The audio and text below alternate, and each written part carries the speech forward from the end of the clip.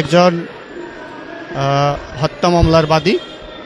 যাই হোক, এই হত্যা মামলার বাদী হিসেবে আমি বলতে চাচ্ছি, টাঙ্গাইলের ধনবাড়ির যে বিপ্লব, তিনি গাজীপুরের শ্রীপুরের মানস রাস্তায় গত 5ই আগস্ট নির্মমভাবে গুলিবিদ্ধ হয়ে হত্যা হয়।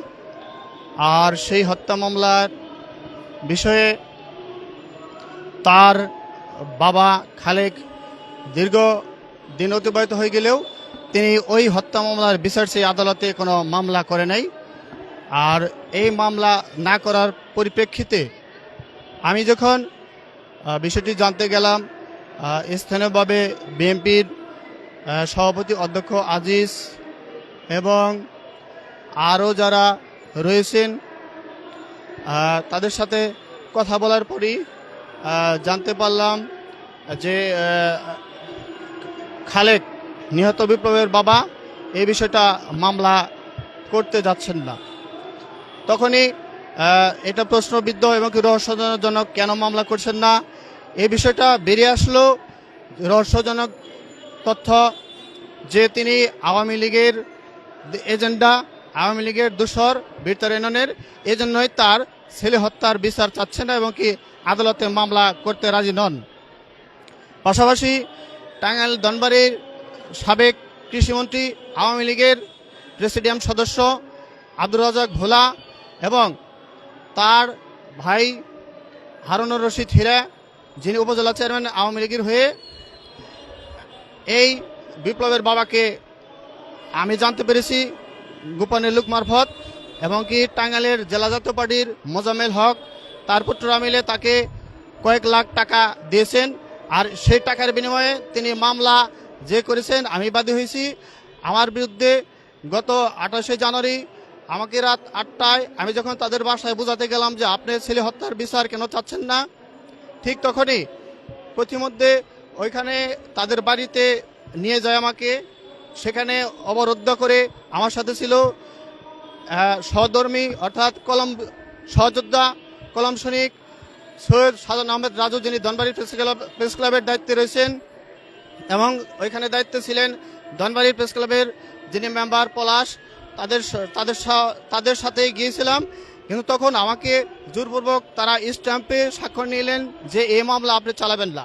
তখন আমি বললাম, ঠিক আছে, আপনারা মামলা চালালে আমার কোনো আপত্তি নাই, কিন্তু আপনারা ছেলে হত্যার বিচার চান। তারপরে ওই ঘটনা থেকে চলে আসলাম, কিন্তু প্রতিমধ্যে রাত 1:30টায় আমাকে অপহরণ করা হলো। আমি দেখলাম আমি মোটরসাইকেলে চালানো অবস্থায় আমার সামনে প্রাইভেট কার এবং কি পাজেরো গাড়ি নিয়ে এসে 20-25 জন আমাকে অপহরণ করে দূরপূর্বক গাড়িতে উঠিয়ে আমার হাত পা বেঁধে, হাত পা ভেঙে মৃতভাবে টাঙ্গাইলের জামরকি মির্জাপুর মহাসড়কের পাশে ফেলে রেখে যায়। সেই মামলায় অপহরণকারী যারা, সেই মামলার আসামিরা প্রকাশ্যে ঘুরে বেড়াচ্ছে, আমাকে হুমকি দিচ্ছে এবং প্রাণনাশের হুমকি দিচ্ছে।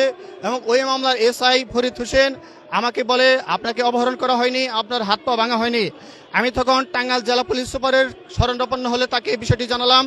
তিনি বললেন, আপনার কাগজপত্র ঠিক থাকলে, আপনার হাত পা ভাঙা থাকলে এসআই কিছুই করতে পারবে না, আপনি বিচার পাবেন।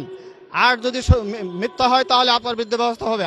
আমি চ্যালেঞ্জ করে দিলাম, হাত পা ভাঙার বিষয়টা কখনো নাটকীয় মিথ্যাচারে সম্ভব নয়, অবশ্যই এটার বিচার হবে সেই প্রত্যাশা করছি।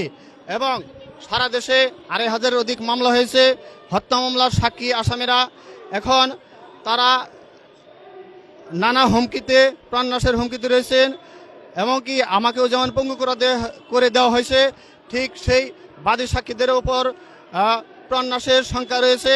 এই জন্য আমি বলতে চাই, বিভিন্ন গোয়েন্দা সংস্থা এবং প্রশাসনের কড়া নজরদারি, প্রশাসন জনগণের বন্ধু, সেটা বাস্তবে যাতে ফল প্রয়োগ হয় সেদিকে আমি দৃষ্টিপাত জানাচ্ছি সকল গোয়েন্দা সংস্থাদেরকে।